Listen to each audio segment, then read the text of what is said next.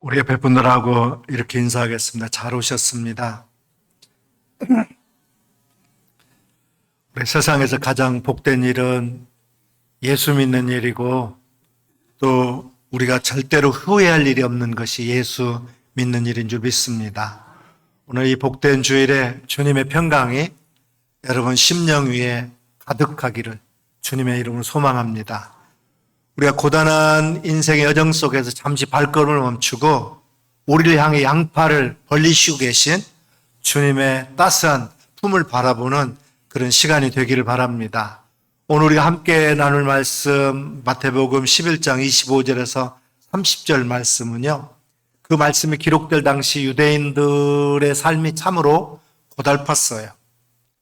인생에는 수고와 무거운 짐이 있었습니다. 노마의 압제라고 하는 무거운 정치적인 짐뿐만 아니라 더 건디기 힘든 것은 당시 종교 지도자들이었던 바리새인들과 서기관들이 지어진 종교적인 그런 멍에였어요. 그들은 하나님이 주신 율법에 수많은 세칙을 덧붙여가지고 백성들의 어깨에 감당하기 힘든 짐을 지었지만 정작 자신들은 손가락 하나 까닭하지 않았어요. 이런 배경 속에서 예수님은 먼저 천지의 주제이신 하나님 아버지를 찬양하면서 기도하기 시작합니다. 예수님은 하나님과 하나님의 아들인 당신의 특별한 관계를 밝히시면서 오직 아들의 소원대로 계시를 받는 자만이 아버지를 알 수 있다고 선포하고 있어요. 이것은 단순한 그런 지식의 전달이 아니라 하나님과의 인격적인 그런 일체 속에서 주어지는 구원의 은총을 의미하는 것입니다. 주님은 스스로 지혜롭다 여기는 자들에게는 이 진리를 숨기셨다 그랬어요. 오히려 어린아이처럼 순수한 이들에게 나타나심을 감사하면서 우리를 참된 안식으로 초대하고 계십니다. 먼저 우리를 부르시는 주님의 사랑이 참된 안식의 본질이에요. 수고하고 무거운 짐진 자들아 다 내게로 오라. 내가 너희를 쉬게 하리라 그랬어요. 여러분 오늘 이 자리에 참으로 잘 오셨습니다. 우리가 이 자리에 앉게 된 것은 주님께서 우리를 초청해 주셨기 때문이에요. 주님이 우리를 초청해 주신 이유는 우리를 쉬게 하기 위함입니다. 쉬게 하시려고 우리를 부르셨어요. 이 말씀을 뒤집어 생각해 보면 우리는 세상에서 쉬지 못하고 있다는 그런 뜻입니다. 우리는 정말 이 세상에서 단 하루도 속 편하게 살 날이 없어요. 쉬지 못하는 이유가 많이 있습니다. 이 세상의 모든 인생들은 무거운 짐을 지고 있어요. 그 삶의 무게가 너무 무거워서 신음하고 탄식하고 있습니다. 무거운 짐을 지고 수고하며 지쳐서 마음의 평안과 쉼을 원하고 찾고 있습니다. 그러나 이 세상에는 피곤한 인생들이 참 평안과 쉼을 얻을 곳이 없어요. 오직 예수 그리스도 안에서 평안과 영원한 안식만 있습니다. 죄의 사함을 받고 구원을 받음으로 우리가 안식을 얻을 수 있어요. 타락한 인간이 마음의 평안과 안식을 얻으려고 하면 예수 그리스도를 믿고 말씀과 성령으로 거듭나서 구원받아야 됩니다. 하나님이 살아계시는 아버지 집으로 돌아와야 돼요. 아버지 집을 떠난 탕자는 종이 되고 거지가 되고 더러운 옷을 입고 불행한 삶을 살았으나 아버지 품으로 돌아옴으로 아들의 권리와 자유를 얻고 평안을 누리며 살 수 있었던 것처럼 우리 인간은 하나님의 품으로 돌아올 때 그 뜻대로 살아서 평안을 누릴 수가 있습니다. 사회적인 신분이 높은 공회원 니고데모도 엄청난 부자였던 세리 삭개오도 결국 예수님을 영접해서 구원을 받고 평안을 얻게 됩니다. 인간의 모든 복과 마음의 평안은 예수님 안에서만 얻을 수 있고 누릴 수가 있어요. 예수님 인간의 모든 죄, 고난, 질병, 가난, 슬픔 등을 대신 짊어지시고 우리에게 영원한 생명과 안식을 주기 위해서 오셨어요. 그런데 오늘 우리 인간들이 이 땅에서 쉼을 얻지 못하고 있는 것은 일하느라고 쉬지 못하고 있습니다. 2003년도에 개정된 근로기준법 제49조에 의하면 노동자들의 노동시간은 다음과 같이 규정되어 있습니다. 일주간의 근로시간은 휴게시간을 제하고 40시간을 초과할 수 없다. 1일의 근로시간은 휴게시간을 제외하고 8시간을 초과할 수 없다. 그러면 실제로 모든 사람들이 이 법의 혜택을 받을 수 있을까요? 전혀 그렇지 않습니다. 같은 근로기준법 제10조에 보게 되면 근로자의 적용 범위에 대해서 이렇게 규정하고 있어요. 이 법은 상시 5인 이상의 근로자를 사용하는 모든 사업 또는 사업장에 적용된다. 다만 동거의 친족만을 사용하는 사업 또는 사업장과 그 가사 사용인에 대해서는 적용하지 아니한다. 즉 가족끼리 먹고 살기 위해서 하는 노동에는 전혀 해당되지 않는다 이 말이에요. 하루 10시간을 일하든 20시간을 일하든 맘대로라는 거예요. 자영업자들은 누가 시키지 않아도 죽으라고 일합니다. 조금이라도 돈을 더 벌기 위해서 죽도록 일하다가 그냥 죽는 사람들이 허다해요. 또 서로 견제하고 서로 밀어내기 위한 싸움들을 계속합니다. 경영자들이 궁리해낸 경영기법 중에 하나는 사람들을 최대한 효과적으로 부려먹자는 거예요. 결국 사람 잡는 일이죠. 이런 조직사회에서 인간은 한낱 작은 소모품에 불과합니다. 일찍이 솔로몬도 이런 말씀을 했어요. 시편 127편 2절에 보면 너희가 일찍 일어나 늦게 누우며 수구의 떡을 먹으며 헛되도다. 그러므로 여호와께서 그 사랑하신 자에게는 잠을 주시는도다. 사람들은 아침 일찍 일어나서 저녁 늦게까지 일하고 수고해요. 그런데도 그 수고는 헛되다는 거예요. 노동의 목적은 가족과 함께 혹은 혼자서보다 더 안락한 시간을 갖기 위해서 일을 하게 됩니다. 그러나 결과는 반대라는 거예요. 쉬기 위해서 일하는 건데 실제로는 일 때문에 쉬지를 못합니다. 안식이 없어요. 제가 러시아에 2006년도에 1996년도에 가본 적이 있어요. 그런데 공산국가였잖아요. 그 공산국가는 정말 일만 하는 나라인 줄 알았어요. 그런데 이 여름에는 한 달 동안 전 백성이 쉬는 거예요. 7월달 한 달 쉬는 사람, 8월달 한 달 쉬는 사람. 제가 문화적 충격을 받았어요. 우리는 죽도록 일하는데 저 공산국가 사람들은 한 달씩 이렇게 휴가를 가가지고 시내가 반절만 사람만 남았다라는 거예요. 오늘 우리가 이 땅에 살면서 참 안식이 없이 그동안 살아왔어요. 3,500년의 삶이나 오늘의 삶이 이렇게 안식이 없는 삶을 살고 있습니다. 우리는 참으로 숨가쁜 세상을 살아가요. 아침 일찍 일어나서 밤늦게까지 수고의 떡을 먹지만 정작 마음이 편할 날이 없어요. 통계나 법으로는 노동시간이 정해져 있지만 현대인들은 몸은 퇴근해도 마음은 여전히 실적과 경쟁이라는 감옥에 갇혀 있어요. 질병, 사고, 인간관계 갈등, 그리고 끊임없는 염려와 또 우리의 영혼을 끊임없이 이런 것들이 갉아먹고 있어요. 또 수많은 돌발 사태 때문에 오늘날 쉬지 못할 때가 많이 있습니다. 언제 불의의 사고가 우리에게 닥쳐올지 모릅니다. 폭발 사고, 총기 사고, 감전 사고, 화재, 천재지변이 일어납니다. 지진, 태풍, 홍수, 전쟁 등 중년이 지나면 각종 또 질병까지 우리에게 찾아와서 그것에 시달리기도 해요. 건강을 염려하다 보면 또 불면증에 걸리기도 합니다. 각종 사약도 쉬지 못하게 하는 원인이에요. 강도, 살인, 사기꾼, 도적대들이 있어서 발벗고 우리가 잠을 자지 못합니다. 또 사람과 사람 사이의 갈등 때문에 쉬지 못하기도 해요. 미워하는 사람 때문에 평안하지 못합니다. 증오심 때문에 안식을 잃어버리기도 해요. 관계 때문에 밀려오는 무거운 짐들이 있습니다. 가정에서도 남편과 아내로서의 수고하는 짐이 있어요. 또 자녀로서의 수고의 짐도 있습니다. 또 사람들과의 관계성에서 수고의 짐이 있어요. 또 각종 염려, 근심 때문에 오늘 많은 사람들이 제대로 쉬지 못하고 평안을 얻지 못하고 있습니다. 돈 없는 사람은 돈 없는 것 때문에 잠을 자지 못하고 경제적으로 넉넉하지 못한 수고의 짐을 지고 있습니다. 돈 많은 사람은 돈을 지키기 위해서 잠을 자지 못하고 있어요. 가족을 갖춘 사람은 가족 걱정에 쉬지 못하고 가족이 없는 사람은 외로움 때문에 쉬지 못합니다. 연약한 건강이라고 하는 수고의 짐도 우리에게 있어요. 이러한 우리를 향해서 예수님은 외치고 있습니다. 다 내게로 오라. 내가 너희를 쉬게 하리라. 여기서 주님이 말씀하신 안식은 단순히 아무 일도 하지 않는 나태함을 말하는 게 아니에요. 안식의 본질은 바로 하나님의 품 안에 거할 때 온다는 거예요. 우리 영혼이 창조주 하나님의 품에 안길 때 마치 거친 파도가 잠잠해지듯이 우리 마음에도 진정한 평화가 찾아옵니다. 러시아의 대문호 톨스토이의 이야기를 들려드리고 싶습니다. 그는 젊은 시절 명성과 부를 모두 가졌지만 마음 깊은 곳에 공허함을 채울 수가 없었어요.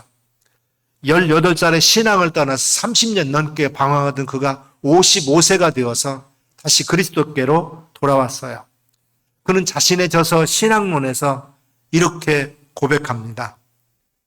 나는 15세 소년 이후에 단 한 번도 진정한 안식을 누리지 못했다.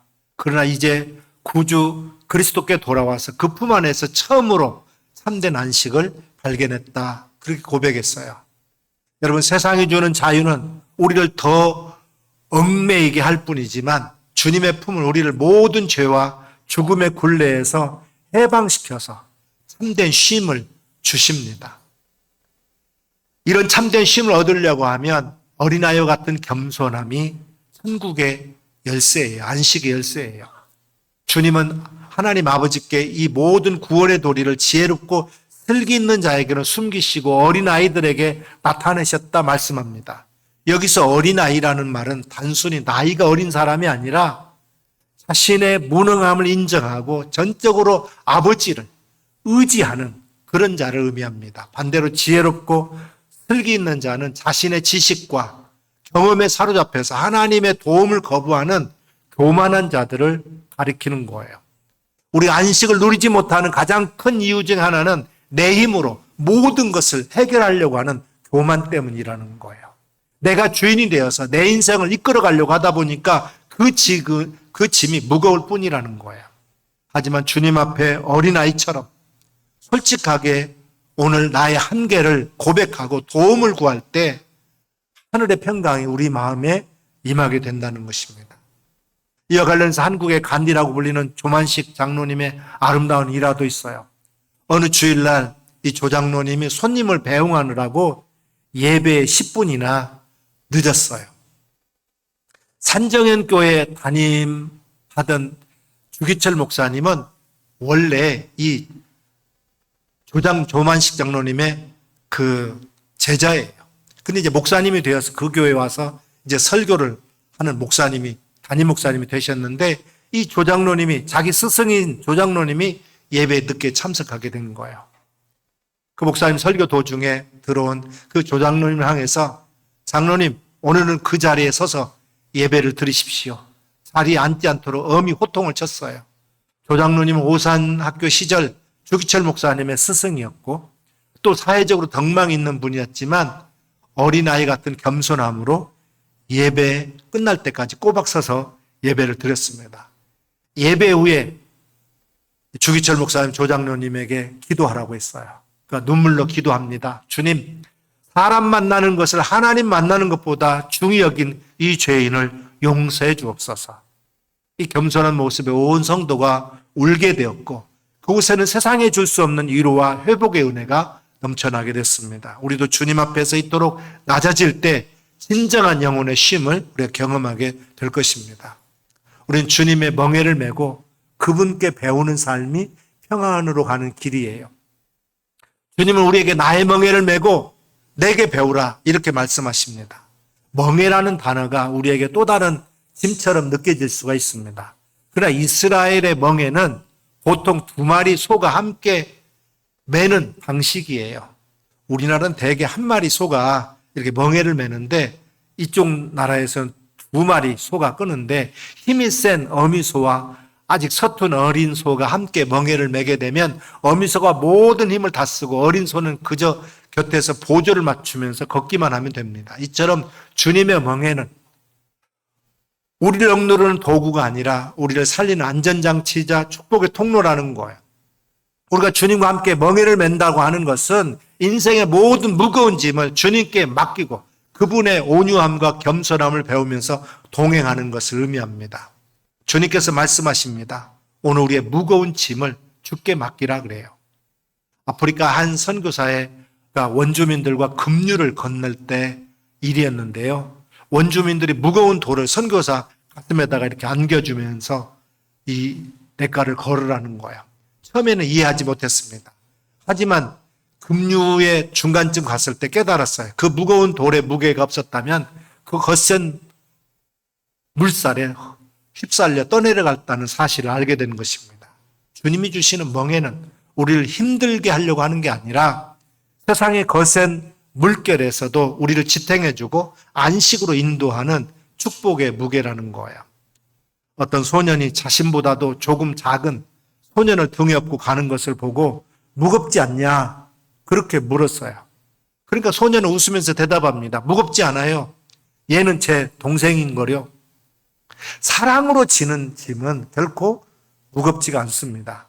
주님을 향한 사랑으로 그분과 함께 걷는 삶은 깃털처럼 가볍고 자유로운 하늘의 비행이 될 것입니다. 사랑하는 여러분, 이제 주님은 우리 인생의 무거운 배낭을 주님의 십자가 앞에 다 내려놓기를 원하세요. 나의 고집과 염려를 내려놓고 온유하고 겸손하신 주님의 손을 붙잡으시길 바랍니다. 주님과 함께 사랑의 멍에를 메고 한 걸음씩 걸어갈 때 우리 마음의 폭풍은 잦아지고 영원한 안식의 샘물이 우리에게 솟아나게 될 줄로 믿습니다. 유복한 삶은 하나님의 선물이에요. 안식도 하나님의 선물입니다. 천국도 그래요. 뉴질랜드에 가보니까 거기에는 맹수가 없대요. 그 맹수가 없으니까 양들도 소들도 그냥 들판에다가 그대로 키워요. 다들 사는 집이 별도로 없어요. 그냥 이렇게 테두리만 만들어 놓고 아무 데서나 자는 거죠. 왜? 위험이 없어요. 그러니까 아무 곳에서나 평안하게 풀을 뜯을 수 있는 양들과 소를 볼 수 있어요. 그런데 이런 것은 그들이 만든 게 아니죠. 자연이 그들에게 선물로 준 거예요. 천국도 마찬가지예요. 천국은 인간이 만든 성질의 것이 아닙니다. 우리 인간이 만들 능력도 없어요. 하나님이 주실 때 얻을 수 있습니다. 안식도 그런 거예요. 천국을 선물로 받는 자들만이 하늘의 안식을 누릴 수 있습니다. 오늘 주님께서 우리를 초청하십니다. 주님은 우주의 주인이세요. 우리 인간의 생사화복을 손에 쥐고 계신 분입니다. 그 주인이 우리를 초청하고 계세요. 이 초청을 거절하지 마시길 바랍니다. 마태복음 22장에 보게 되면 예수님이 이제 잔치를 벌여놓고 초청을 했어요. 근데 많은 사람들이 거절합니다. 어떤 사람은 장사일 때문에, 또 어떤 사람은 결혼했기 때문에, 또 어떤 사람은 밭을 가는 일 때문에 그 잔치에 갈 수 없다고 초청에 거절합니다. 당장 눈에 보이는 이득이 없다고 섣불리 소중한 초청을 거절하지 마시길 바랍니다. 우리 눈을 떠야 돼요. 우리 초청하신 분은 하나님 아들이십니다. 우주의 소유권자예요. 대기업의 회장이 문제가 아니에요. 그분을 만나면 엄청난 혜택이 우리에게 주어지게 됩니다. 이 땅과 하늘에서 최고의 안식을 우리가 누리게 되는 거예요. 남보다 많이 배웠다고 해서 인생을 많이 아는 게 아닙니다. 남보다 일을 많이 하고 남보다 많은 업적을 쌓았다고 해서 인생을 더 많이 아는 게 아니에요. 남보다 글을 많이 쓰고 사색을 많이 한 것 때문에 인생을 더 많이 아는 것도 아니에요. 머리가 좋다고 혹은 높은 자리에 있다고 인생을 아는 것도 아닙니다. 인생이 무엇인지는 여전히 모를 뿐이에요. 하물며 하나님을 안다는 것은 인간으로서 불가능한 일입니다. 약간의 종교적인 지식이 있다고 하나님을 아는 게 아니에요. 서기관, 바리새인, 사두개인들은 당대 종교 지도자들입니다. 그들은 하나님을 믿고 하나님의 말씀을 가르쳤지만 하나님이 보내신 예수 그리스도는 십자가에 못 박도록 했던 사람들이에요. 사도행전 18장에 보게 되면 사도 바울이 아테네에서 전도하는 장면이 나옵니다. 그리스 사람들은 철학을 좋아했어요. 논리와 토론을 좋아했습니다. 바울이 복음을 전하니까 이것이 무슨 새로운 철학인가 하고 호기심으로 들었습니다. 또 바울은 그들이 철학을 좋아하니까 철학적으로 복음을 전했어요. 그러나 다 들은 후에 별로 반응이 없었습니다. 지식인의 맹점은 믿음이 없다는 거예요. 자신이 조금 아는 것 때문에 전능하신 하나님 믿지 못합니다. 바로 그런 점 때문에 주님이 오늘 우리에게 말씀하시는 거예요.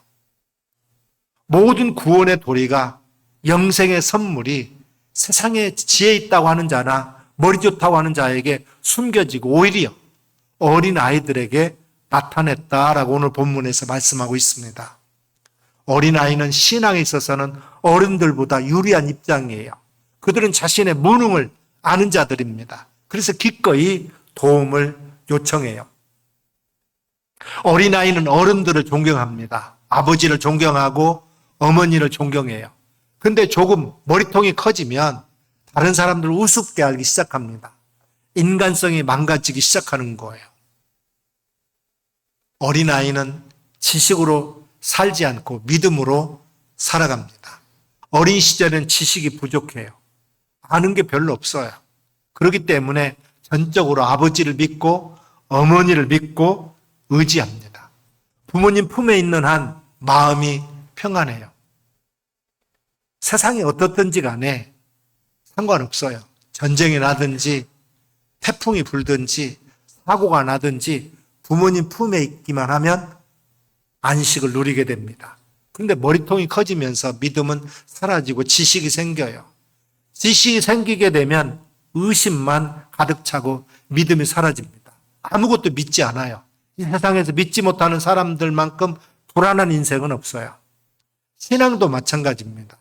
어린아이처럼 주님을 절대적으로 믿는 사람은 영혼의 안식을 누리게 됩니다. 그러나 자기 머리만 믿고 하나님을 의심하고 불신하는 사람들은 결단코 안식이 없어요. 마지막으로 아주 중요한 진리를 말씀드리려고 합니다. 오늘 본문 29절 30절에 보게 되면 나는 마음이 온유하고 겸손하니 나의 멍에를 메고 내게 배우라. 그러면 너희 마음이 쉼을 얻으리니 이는 내 멍에는 쉽고 내 짐은 가벼움이라 하시니라 그랬어요.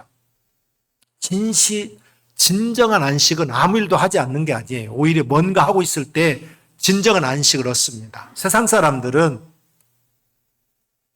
이 진리를 잘 몰라요. 그래서 아무 일도 하지 않고 아무 짐도 지지 않으면 마음이 편할 걸로 생각합니다. 그러나 주님은 마음의 쉼이라는 것은 보람된 멍에를 메는 데 있다고 하는 거예요. 주님은 우리에게 주님의 멍에를 메고 배우라고 말씀하십니다. 그러면 우리가 쉼을 얻는다 그렇게 얘기했어요. 그러면 주님이 주신 멍에는 뭘까요? 유대인 랍비들의 교훈에 의하면 멍에란 말의 의미를 토라의 멍에, 계명의 멍에, 천국의 멍에 등 율법을 지키는 것으로 해석했어요. 그러나 우리 주님이 말씀하신 멍에라는 것은 주님을 믿고 따르는 생활을 의미하는 거예요. 주님을 믿는 것, 주님의 다스림을 받는 것, 주님의 삶을 따라 사는 것이 주님의 멍에라는 것입니다. 날마다 예배 생활, 우리의 기도 생활, 말씀 생활, 하나님의 말씀을 삶의 원리로 삼고 사는 것, 이 모든 것이 바로 주님의 멍에예요. 이런 멍에는 오히려 우리의 마음을 편하게 해줍니다. 온유하고 겸손하게 진리를 배우는 저와 여러분 되시길 바랍니다. 주님을 배우고 하나님을 배우는 제자가 돼야 됩니다. 요즘 자식 하나 제대로 교육시키려고 하면 몇 억을 투자해야 된다고 그래요. 근데 우리 인생을 배우고 하나님을 배우는 일에는 단 한 푼도 투자하지 않아요. 주님을 배워야 쉼을 얻게 됩니다. 하나님이 지어주시는 멍에는 법을 배워야 인생을 편하게 살 수 있다는 거예요. 내가 너희를 편히 쉬게 하리라. 주님의 멍에는 쉽고 가볍다 그랬어요. 주님의 교훈을 따라 살면 우리 영혼이 강해집니다. 힘을 얻게 돼요. 주님을 따라 살면 하나님을 알게 되고 천국의 비밀을 알게 됩니다. 주님의 다스림을 받고 순종하다 보면 영생의 확신과 생명의 풍성함을 얻게 되는 거예요. 주님의 멍에를 어떻게 져야 할까요? 온유하고 겸손하게 지라 그랬어요. 온유함이라는 것은 하나님의 처분대로 전적으로 따르는 삶의 자세예요. 겸손함이라고 하는 것은 내 자신의 뜻을 내세우지 않는 자세입니다. 주님 의로 말미암아 안식을 얻으려고 하는 사람은 인생살이를 내 뜻대로 내 고집대로 하지 않아요. 모든 삶의 노정을 주님 뜻에 맡기는 사람입니다. 가정일이나 사업이나 건강이나 죽고 사는 문제나 돈을 얻거나 잃거나 모든 것을 주님 뜻에 우리가 맡겨야 됩니다. 특히 현대는 어떤 이의 말대로 불확실성 시대에서 잠시도 우리가 편안할 수 없어요. 불안과 긴장에 헤어나지 못하고 있습니다. 마음의 평화를 늘 갈망하고 있어요. 하지만 우리가 견디기 어려운 짐을 지고 있다고 여기는 것은 자기 자신 때문이에요. 즉 그것은 내가 진정으로 예수께 나아가지 못하고 그분의 겸손을 배우지 못하고 그분의 멍에를 우리가 매지 못하기 때문에 그렇습니다. 사실 예수 믿는다라는 게 다른 게 아니에요. 나를 따르려거든 자기를 부인하고 자기 십자가를 지고 나를 따르라 그랬는데 이 나 자신이 부인이 안 되는 거예요. 그러므로 이제 우리가 주님 안에서 우리를 위해서 예비해 놓은 평안을 얻는 참된 비결을 실천함으로 삶의 진정한 만족과 기쁨을 얻는 저와 여러분 되시기를 주님의 이름으로 축원합니다. 우리가 삶에 피곤하고 지친 여러분, 수고하고 무거운 짐을 지고 가시는 여러분, 겸손히 예수님 앞에 나와서 참된 마음의 쉼과 기쁨을 온전히 얻을 수 있기를 주님의 이름으로 축원합니다. 기도하겠습니다.